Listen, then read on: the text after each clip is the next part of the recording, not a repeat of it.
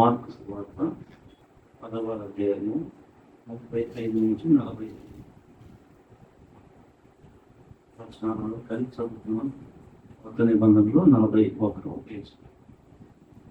Zabbai కుమారులైన యాకోబును యోహానును ఆయన వచ్చి వాడు కూడా మేము అడుగున బెల్లాన్ని మాకు చేయగోరుచున్నామని చెప్పగా ఆయన నేను మీకేమి చేయని వారిని అడిగాను. వారు నీ మహిమని మీ కుడి వైపున ఒకడును మీ ఎడమ వైపున ఒకడును కూర్చున్నట్లు మాకు దయచేయమని చెప్పాడు. యేసు మీరేమి అడుగుతున్నారో మీకు తెలియదు. నేను త్రాగుతున్న గిన్నెలోని త్రాగుట అయినను నేను పొందుతున్న బాప్తిస్మం పొందుట అయినను మీ చేత అగునా అని వారిని అడుగుగా వారు మా చేత అగును అని. అప్పుడు యేసు నేను త్రాగుతున్న గిన్నెలోని మీరు త్రాగదు, నేను పొందుతున్న బాప్తిస్మం మీరు పొందదు అని నా కుడి వైపునను ఎడమ వైపునను కూర్చుండనిచ్చుట నా వశంలో లేదు. అది ఎవరికి సిద్ధపరచబడినో వారికే దొరుకునని వారితో చెప్పాడు. తక్కిన 10 మంది శిష్యులు ఆ మాట విని యాకోబు యోహాను మీద కోపపడసాగిరి. యేసు వారిని తన యొద్దకు పిలిచి వారితో ఇట్లనే అన్యజనులలో అధికారమని ఎంచబడిన వారు వారి మీద ప్రభుత్వం చేయరు, వారిలో గొప్పవారు వారి మీద అధికారం చేయదని మీకు తెలియదు. మీలో అలా ఉండకూడదు. మీలో ఎవడైనాను గొప్పవాడై ఉండకూడని ఎడల వాడు మీకు పరిచారం చేయువాడై ఉండవలేను. మీలో ఎవడైనాను ప్రముఖుడై ఉండకూడని ఎడల వాడు అందరికి దాసుడై ఉండవలేను. మనుష్య కుమారుడు పరిచారం చేయించుకున్నట్టు రాడేమి కానీ పరిచారం చేయుటకును అనేకులకు ప్రతిగా విమోచన క్రయధనముగా తన ప్రాణము ఇచ్చుటకును వచ్చిన నేను. మత్తయి సువార్త 18 మొదటి 4 వచనాలు. పేజ్ సంఖ్య 18 కొత్త నిబంధనలు. ఆ కాలంలో శిష్యుడు యేసు వద్దకు వచ్చి పరలోక రాజ్యంలో ఎవడు గొప్పవాడని అడుగగా ఆయన ఒక చిన్న బిడ్డను తన యొద్దకు పిలిచి వారి మధ్యను నిలువబెట్టి ఇట్లా మీరు మార్పు నుండి బిడ్డల వంటి వారైతేనే కానీ పరలోక రాజ్యంలో ప్రవేశింపరని మీతో నిత్యంగా చెప్పుచున్నాను. కాగా ఈ బిడ్డ వలె తను తాను తగ్గించుకుని వాడెవడో వాడే పరలోక రాజ్యంలో గొప్పవాడు. చదువుతున్న మార్పులు దానికి సంబంధం కలిగింది. జబదయి కుమారుడైన యాకోబు యోహాను యేసు ప్రభువు దగ్గరికి వచ్చి ఒక కోరిక కోరారు. 10వ అధ్యాయం 37లో వారు నీ మహిమ యందు నీ కుడి వైపున ఒకడును నీ ఎడమ వైపున ఒకడును కూర్చుండునట్లు మాకు దయచేయమని అడిగారు.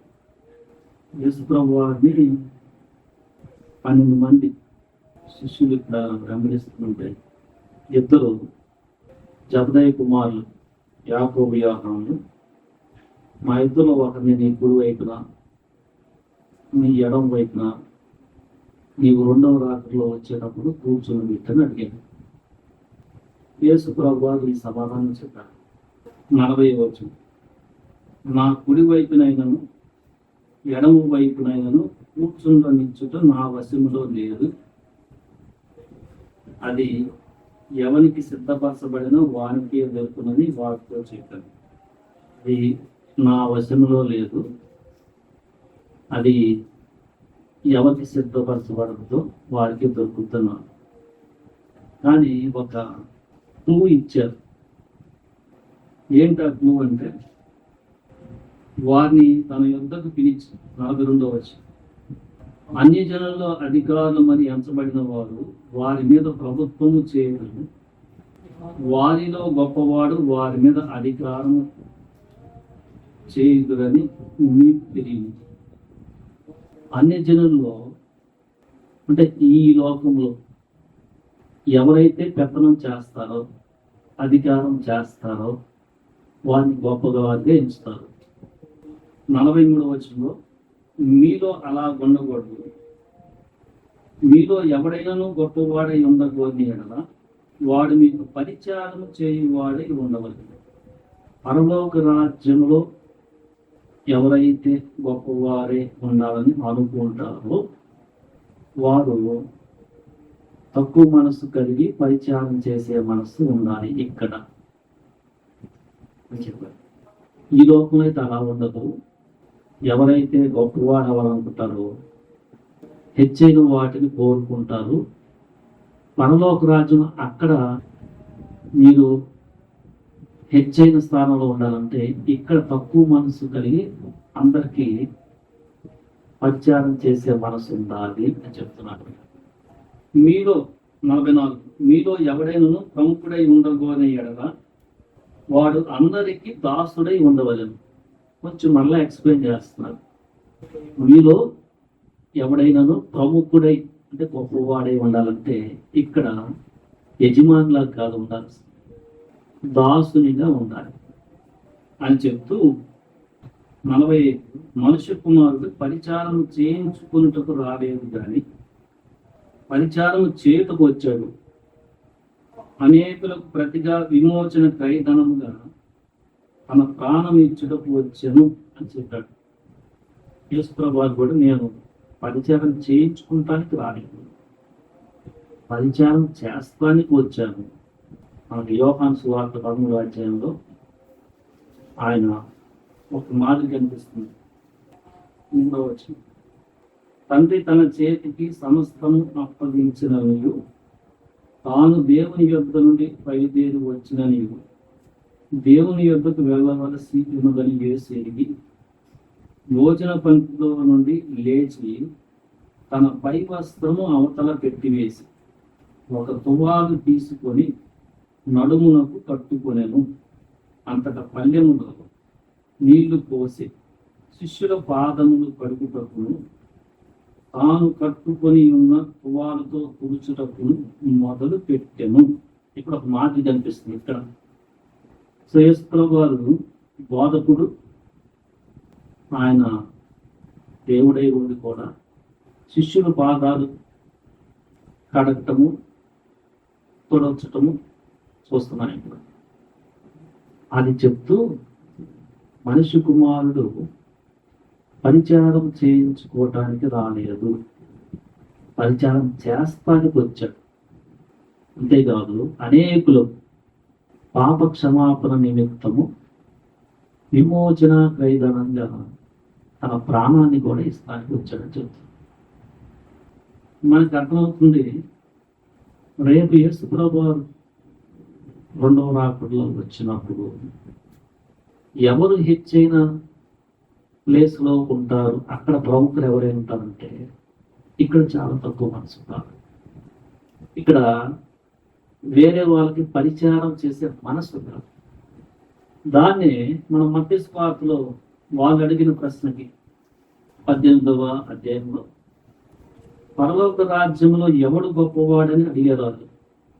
యేసుప్రభువు ఒక చిన్న బిడ్డని తన యొద్దకు పిలిచి వారి మధ్యలో నిలబెట్టి, మీరు మార్పు నుండి బిడ్డల వంటి వారైతేనే కానీ పరలోక రాజ్యంలో ప్రవేశింపదని మీతో నిశ్చయంగా చెప్పుచున్నాను. అసలు పరలోక రాజ్యంలో ప్రవేశించాలని అంటేనే ఎవరు ప్రవేశిస్తారంటే చిన్న బిడ్డలు లాంటి మనసులో తక్కువ, వాళ్ళ గురించి వాళ్ళు చాలా ఊహించుకొని అలా కాకుండా నేను పాపిని అని పశ్చాత్తాపడి క్రీస్తే నాకు శరణం, ఆయన రక్తంలోనే నా పాప క్షమాపణని కన్నీటితో ప్రభు నన్ను క్షమించు అని తక్కువ మనసుతో దాన్ని అంగీకరించిన వారు చిన్న బిడ్డల మనస్తత్వం చిన్న బిడ్డలాగా అంగీకరించిన వారు అసలు ఎంటర్ అవుతారు.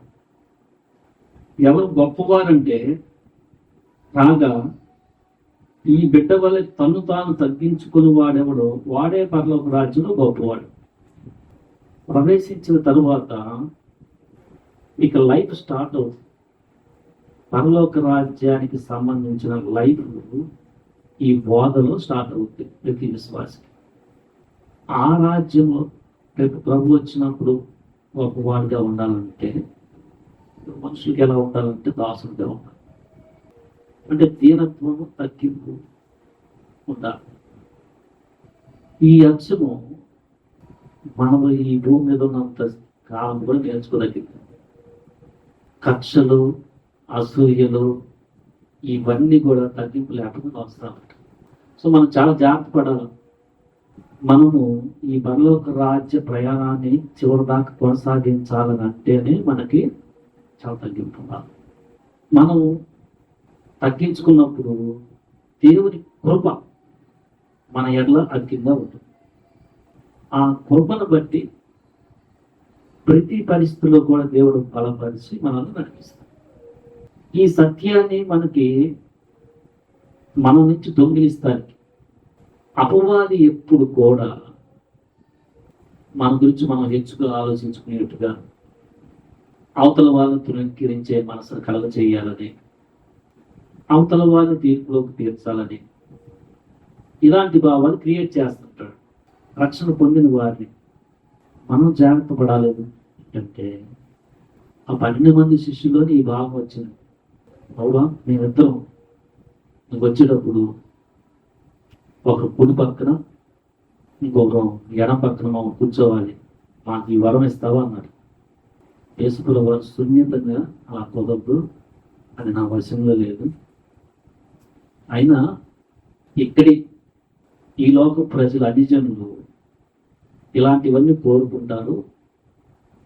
గొప్పవారికి ఉండాలంటే ప్రభుత్వం చేయాలనుకుంటారు. అక్కడ అట్లా కాదు, అక్కడ గొప్పవాడు ఉండాలంటే ఈ తాత్కాలికమైన 70 సంవత్సరాలు 100 సంవత్సరాలు ప్రభు ఎంత అనుగిస్తే అంత తగ్గించుకున్నప్పుడు ఆ నిత్య రాజ్యంలో నేను వచ్చినప్పుడు నా రాజ్యంలో మీరు గొప్పవారిగా ఉంటారు అని చెప్తున్నారు. ఒకసారి మనం ఈ సత్యాన్ని మనం ప్రార్థన చేసుకున్నాం. మనం అందరం కూడా సంఘంలో పనిచేసే విషయంలో కానీ ఒకే మనసు, ఒకరికొకరు మనం దాసులమై ఉండటం మనం నేర్చుకున్నాం. ఎప్పుడైతే మనకి ఈ మనసు ఉంటుందో అహంకారం ఉంటే దేవుడు వారిని ఎదిరిస్తాడు, కానీ దీనిలో కృప అనుగ్రహించి వారికి సహాయం చేస్తాడు. దేవుని మాటలు దీవించుగాక. ఆమేన్.